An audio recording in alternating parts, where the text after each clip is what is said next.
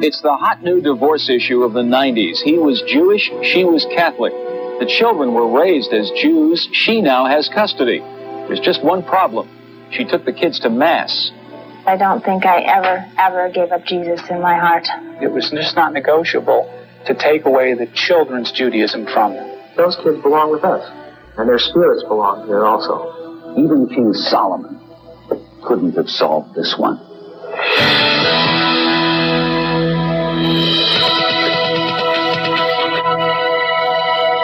A brain-damaged kid rots in jail for a murder he says he didn't commit, and he might be right. Another man admits to the crime tonight on this program. I was present there at the scene when it happened, you know, and I know for a fact that this Johnny Wilson wasn't involved in it. He was just so scared, he thought that if he confessed to us, they'd let him go home safe. I am not a murderer.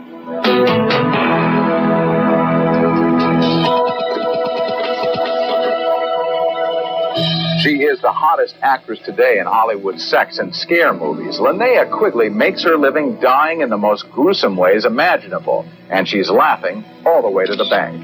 In terms of profit, she could double the movie. She's that pixie look, somebody that's pretty that you can slash up. Now you have to scream really well.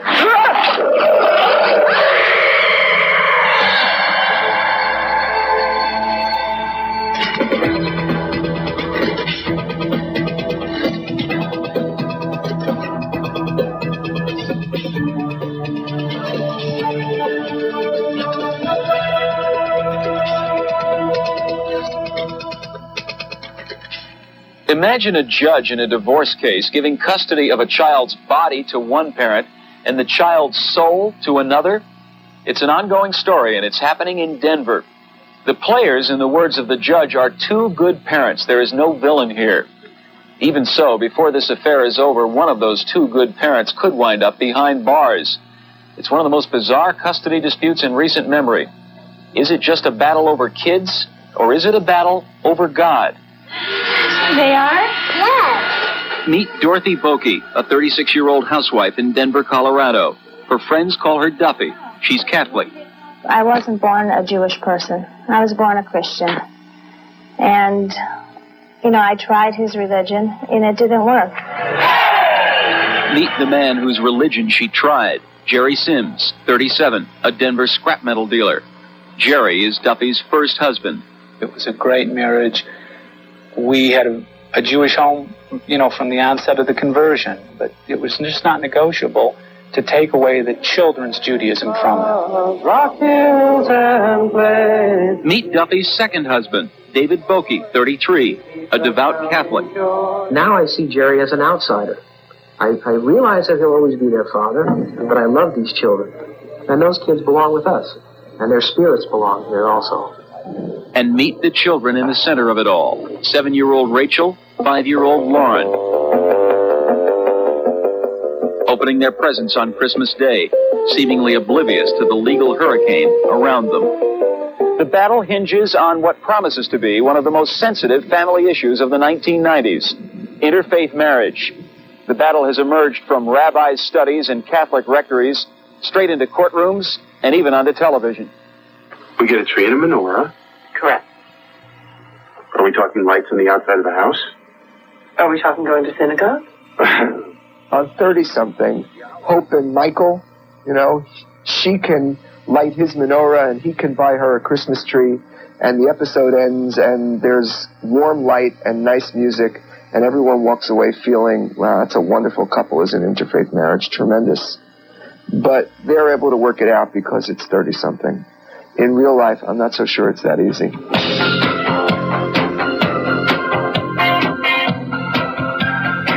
At the turn of the century, Jewish and Catholic immigrants from Europe made their homes in the big cities of the East. Life was centered in ethnic neighborhoods, and the neighborhoods often centered around a church or a synagogue. But today, especially in the West, the ethnic neighborhoods are weaker, and so is their religious pull. Denver, for instance, has the highest rate of interfaith marriage in the country. According to various studies, roughly half of all marrying Catholics and Jews nationwide now choose someone outside their faith, double or triple the percentages of 30 years ago. intermarriages dissolve more frequently, they dissolve faster. Professor Egon Mayer is the country's leading expert on interfaith marriage. The incidence of divorce is about 50% on the average. This is very broad brushstrokes, about 50% more. I'm amazed at the number of couples I come across in my work who really honestly believe that religious differences don't matter. Experts say the odds for an interfaith marriage improve if one of the partners converts. In the case of Duffy and Jerry, that's exactly what happened. Shortly after our engagement, Duffy had come to me and indicated that she wanted to convert. She wanted our children to have only one religion. That was important to her. I thought that it would probably be easier than at that time raising the children with both Catholicism and Judaism. Is it a decision you regret? Very much so. In 1978, in a Reformed Jewish ceremony like this, Jerry and Duffy were married, a Jewish husband and wife, and soon 2 daughters, whom both parents agreed to raise as Jews. 8 years went by, the marriage got rocky, and despite her conversion, Duffy now admits that in her heart, she never stopped being a Christian. I thought, well, as time went on, I could adjust to the religion that I had chosen. But I knew immediately it was definitely a mistake that I made. Jesus has always been in my heart and never left it. What happened? Well, in terms of the decay of the marriage, I think there was just a variety of reasons. Financial at some point. Religion became a factor. David and I were having a platonic relationship, not an affair by any means. In fact, he was almost my confidant through this difficult time I was having with Jerry. First we were friends. We were confidants. And then became involved with each other as time went on. Duffy had come home and said that she just really didn't feel comfortable with Judaism anymore and wanted to start going back to church. As Mrs. Wilkie herself said, at least I read this in a newspaper interview, I should have listened to my mother about intermarrying. Traditionally, one is not supposed to convert for the sake of marriage. Traditionally, one is to convert only because one really wants to become a Jew. In 1987, for a variety of reasons, Jerry and Duffy divorced.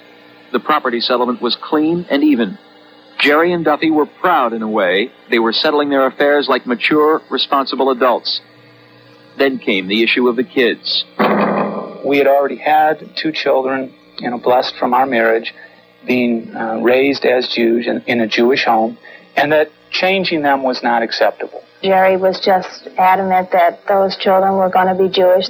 I'm not, saying anything bad against the religion at all. It's just simply that it's just not the religion that I grew up and was raised in. And therefore, it felt very foreign to me.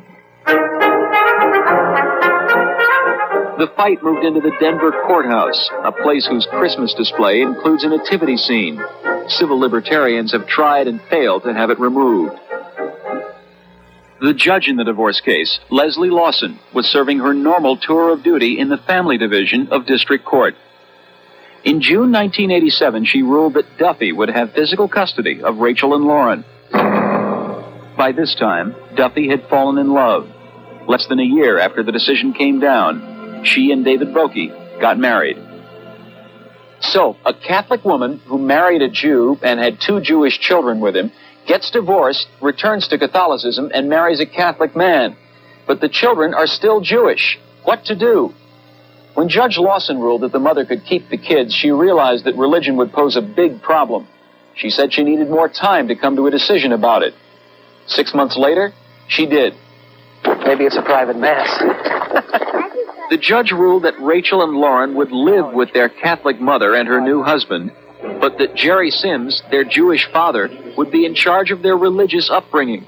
In other words, a Catholic home with Happy Birthday Jesus on the window would, by legal decree, have to raise Jewish children. It wasn't a question ever of the goodness or badness of one religion over the other, just a difference. He was not a religious man at all until we got in this custody battle, and then the religion became so important to him. Do you think he's using it as a weapon? Very much so. I think it's just another way for him to break David and I apart. While we were at the Bokeh household, unbeknownst to us, Jerry Sims was on his way to pick up the kids. He arrived at sunset. Come here, you monkey. I want to kiss. What are you doing? When they come running out, you see Love Daddy. That's just not for camp. That's there every day. It's there. It's genuine. They know it. That's all that matters. For over 2 years, my part of feeling sorry for Jerry has been getting smaller and smaller. The issue of how to raise kids had turned an otherwise clean divorce and remarriage into a messy, mudslinging brawl. This man, Jerry, is the man that says that when they're driving down the street, that they should cover their eyes and hide on the floor in the back of their car if they're passing the crucifix.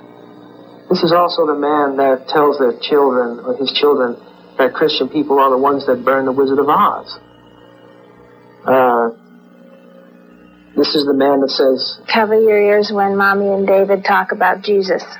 There's simply no truth to any kind of ridiculous comment like that. Even King Solomon couldn't have solved this one, because King Solomon had a very cute little answer. 2 women claim to be the rightful mother of 1 baby. And Solomon decides to take a sword and cut the baby in half.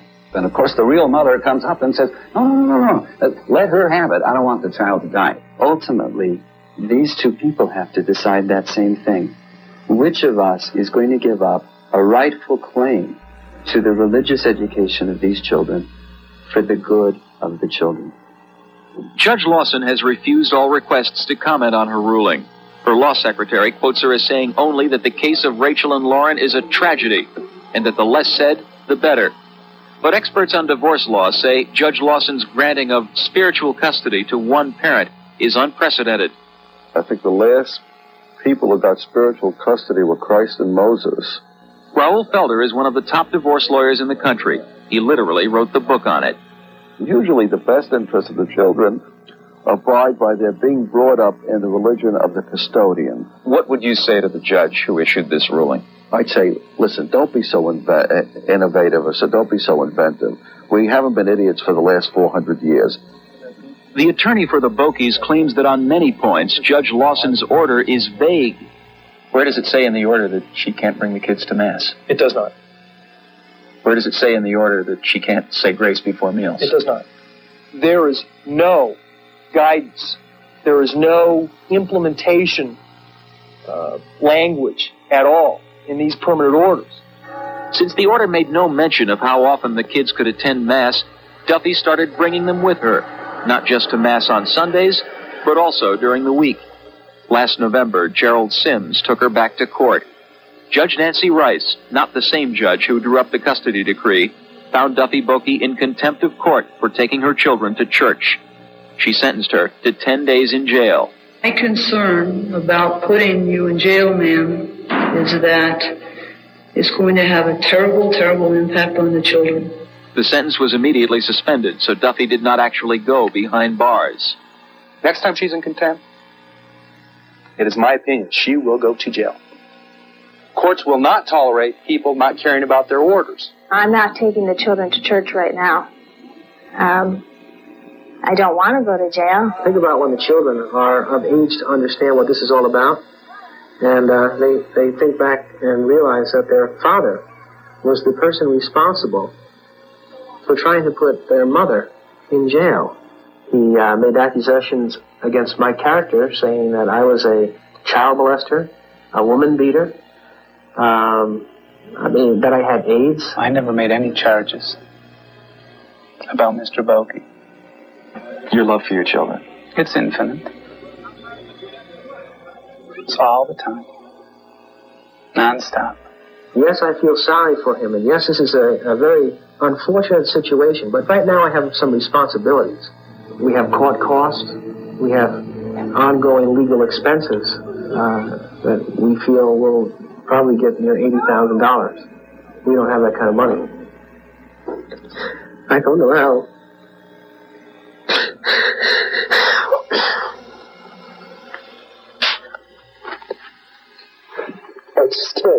I can't do it alone. The Bokeys have established a fund to help pay their legal bills, and they're now appealing the spiritual custody decision on constitutional grounds. Jerry Sims isn't giving up either. He's still fighting for sole custody of Rachel and Lauren. In 3 ways, then, this ruling has produced disillusionment. For the children, who feel themselves torn in ways they cannot understand. For the parents, who turned to the courts for clarity but found only confusion. And for the judge, who tried to divide a child's body and soul, only to find no sword is sharp enough for the job.